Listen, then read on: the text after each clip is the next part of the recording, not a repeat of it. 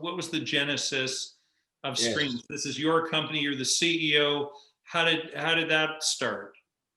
So, well, I gave you the background, right? So about Life Tools, and in the Life Tools journey, which was about 6-7 years, by the end we had touched 125 million lives. We had reached out to 125 million people across the world, across basically 4 large countries, right? China, India, Indonesia, and Nigeria. So what we had managed to create was a service portfolio that scaled and engaged people at that scale, literally. And we had done a lot of innovation on the content format. We had done a lot of innovation in content pedagogy. We had done a lot of innovation in technology, user interface, etc. And that's what enabled us to get there and get to scale that much. There was also another very large innovation that we did. We created an ecosystem which is unparalleled even to this day. It was an ecosystem of content providers and content accreditors and content partners, which included the UNICEF's, WHO, various ministries of health, agriculture, education, companies like P&G, Unilever, insurance companies, companies in agriculture products, fertilizers, pesticides, etc. The largest distance learning university in India, IGNOU, a whole host. So we had a large ecosystem of partners out there. So wherever standards were required, there was room for accreditation. So all the partners here had a mandate to reach out to a socially deprived population or do good at the bottom of the pyramid, so to speak. And we were the only service that could reach them at scale. So they used us as a distribution means. And to us, to our credit, people were subscribing to the service to get new knowledge. So we had to be making it very unbiased, not adsy, not advertorial, not adsy, but we had to make it very, very information imparting. Right. And we were able to do that. So as part of that journey, when we were talking to the large enterprises, large private enterprises, they said, you've been able to help us reach the media dark consumers, the consumers that generally traditional media cannot reach and cannot engage at that level. But there's a large cross-section of people in between our distribution channels that we do not see and that we do not touch. So we'd also like to reach out to them. And that stayed with me. And so post Nokia, when I said, let me not leave the dream unfinished, let me try and probably beat the 125 million users at some point in time on Streams, at some point in time, someday. That's a wish. But in doing so, I would like to actually create a service that a large enterprise is empowered to enable multiple people that associate with it for them to be able to spread their good. Mm-hmm. And for the people down the channel to be able to be more skilled, more confident, earn better, earn more, and establish a good relationship between the large enterprise and a small enterprise. So that's where the synthesis of the logo is. There's a circle, there's a big square and a small square in Streams. It is about partnership. It is about stewardship. It is about guiding. It is about, there's purpose to it. So the key part is helping the large enterprise. There's goodness in everyone's heart. So you've got to create the enabler for people to use to spread their goodness. So Streams is a vehicle for large enterprises to be able to spread their knowledge and confidence amongst their sellers today. It could be anyone tomorrow. That's a fantastic mission. And it might cover off my next question, which is, what are you passionate about more broadly? What are your passions? Well, honestly, what ticks me is I would really like to stretch the boundaries of tech, and I would like to see how it can create great impact, how it can magnify, amplify impact to each individual.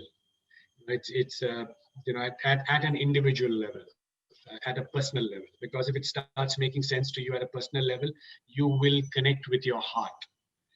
And if you are able to do that in a scale of millions, you've got a huge fan following. It sounds to me as if Life Tools, so the product that you created while you were at Nokia, was a life-altering moment for you. From a Indeed, it was.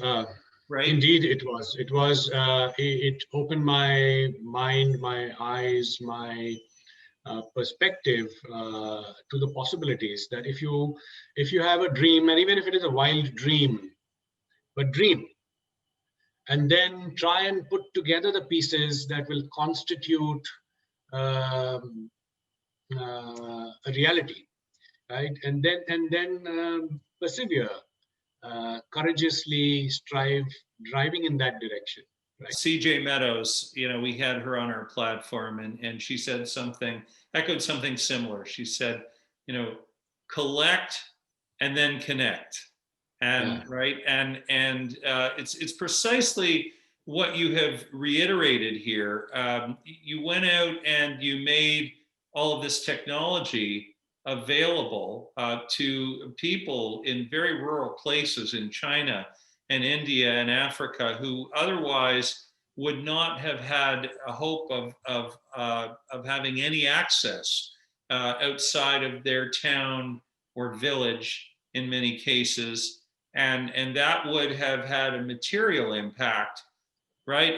So you've already impacted so many lives, with what you're doing. But so let me ask you a question. In many countries today, Jawahar, we have an aging labor force. Canada, the United States, Germany, Italy, Japan. I could go on and on. And there's a real gap between this what they call, I guess, in Silicon Valley. I mean, I'm in Toronto now, but I lived in Northern California for 3 years, and I think the young people call it the digital skills gap. How do you give access to or help people in their 40s, 50s, and even their 60s? Right? And people are living longer despite COVID, right? Science and medicine have allowed for longevity, which is a wonderful thing. But what do you do with this tech gap? So I don't know the answer to that, but I can tell you how I would go about solving for it. Right? So I would go with applying first principles. See, when you describe that population, that target segment, there are multiple cohorts in there. There are multiple segments and sub-segments in there, right? So you could their sophistication levels in terms of education, their income, their exposure, what are they currently doing, what do they care for most, what are their apprehensions, what do they want to solve for even today, etc. One needs to understand that at a very large level. You can't just bottle people and say, oh, okay, they are old people and I need to give them a smart walking stick. No, that's demeaning. Don't do that. You first try and understand exactly how you will add value and ask them. And then decide which segment or sub-segment will you go after and do it first, right? Once you do that, you will invent a formula, which then probably could be applied with minor adaptations to the rest of the cohort. But in doing so, what you would have created is you would have created an infrastructure, a platform. So if you are able to do something for one cohort or sub-segment, the enablers would be in place to be able to quickly address the others. I think I would go about doing that, but primarily I would like to understand what their What do they want firstly? It strikes me that that's a great answer, because people are as unique as their DNA, right? And that's an approach. Instead of just taking a a more ubiquitous approach to this, you really are digging deep in your own design thinking, which was obviously, in talking to you, informed by what you had done way back when you were with Nokia, and what you had created. That's really inspiring for our viewers. I mean, this is, we are trying to inspire. This is a careers platform, and we showcase purpose-driven careers. And I can't think of a career that is, as purpose-driven in the tech sector as yours. It's incredible. But so on that note, there's a sea of data and only a puddle of insight on careers. How do students know what is the most ideal pathway, Jawahar, to a career in mobile technology? How do they follow in your footsteps, and to leave their own footprint? To this, I would say, don't think of mobile as the mobile device, but because then you'll be limiting yourself. Think of mobile as individual person. Think of mobile as real time. Think of mobile as context. In fact, I have a blog written on my LinkedIn, and if you would want, you could point people to my blog to decipher the 10, 15 odd interpretations of how you should look at mobile. So when you do that, you realize that the career options are everywhere. Mobile as a medium is mainstream. So think of AI, think of data sciences, think of software, think of behaviors, studying behaviors, sociology. Think of business in general, because it's a business enabler at the end of the day, right? Think of teaching. And these days there are so many professions. Ag tech, agri-tech has become ag tech, health tech, ed tech. Everything is a tech, right? So I don't think that you need to specifically pursue something as a mobile career. Mobile, you will not be able to be living without one. So whatever you do, mobile will be part of that. So I have lived in that. I have lived in that era wherein mobile was a novelty and a new thing. It began with voice, then it began with messaging, then it began with the internet, then it began with the services. Right now, it is all about AI. Now it is all about deep personalization. Now it is all about ensuring that your mobile is your sensor. It's in your pocket, so it senses quite a lot of your context constantly. And if you allow it, it will enable a service at the back end to be able to prompt you. So I often talk of this term, engineered serendipity. Right. Even serendipity is engineered these days, right? So engineered serendipity happens to you, but to you, when it happens, it feels like a delight, right? So obviously, I love your passion for this, and I confess that I generally do find it serendipitous, but I also find it scary and daunting, because the amount of information that my phone probably knows about me from carrying it around, and with all of the apps that are, it's incredible. But of course, that's generally, I do share your view that that's generally for the greater good. And we save lives with these apps, and there are safety features, and as you have said in much of your own literature, when used efficiently, that's the key, isn't it? Right? Yeah. Is user knowledge, right? Yeah. So I think you've given students a lot of ideas, and I had to chuckle, I had to laugh when you were talking about the suffix tech, right? Because I think of food tech.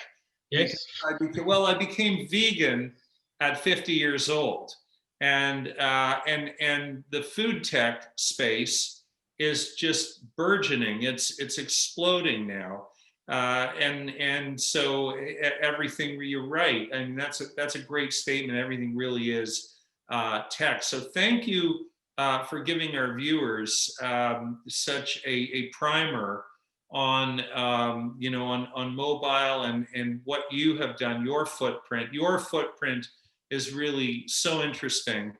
Entrepreneurship should be a subject which should be taught to everyone. And entrepreneurship is, the way I define entrepreneurship is not just creating a business and making a lot of money.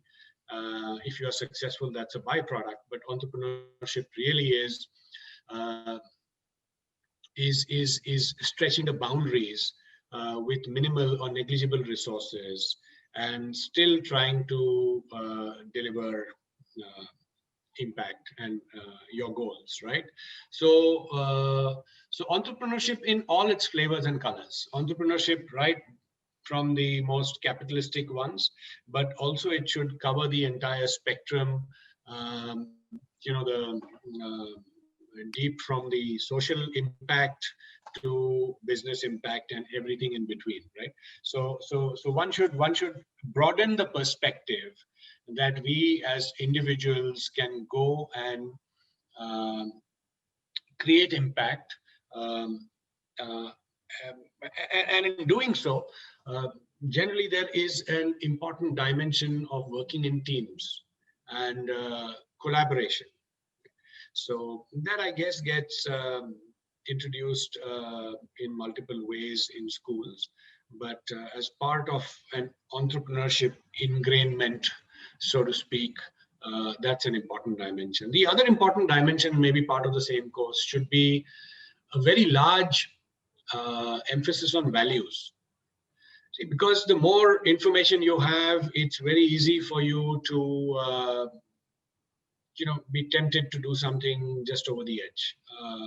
Values and ethics, they need to be emphasized much more because everyone's lives are open, and one should understand what boundaries should be there. It's not everybody defines it as having to include impact or ESG, right?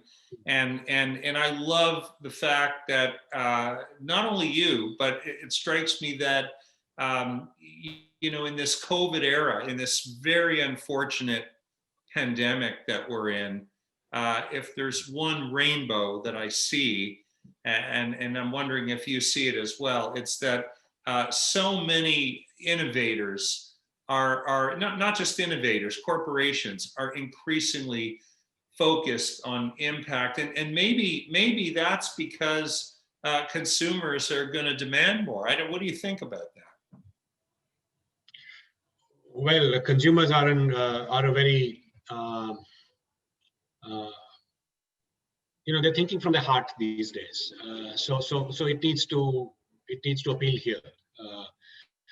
Obviously, buying and spending money is a very rational decision, but I'll gravitate to the options which tug my heartstrings, right? So, and if there are causes and purposes that people are rightly concerned about, like the environment, bringing equality in various parts of the society, those would be the right things to do. I think you're right. And I think people are going to make, hopefully, heart-centered decisions. What's the one question that I have not asked you that you wished I had asked you? You have,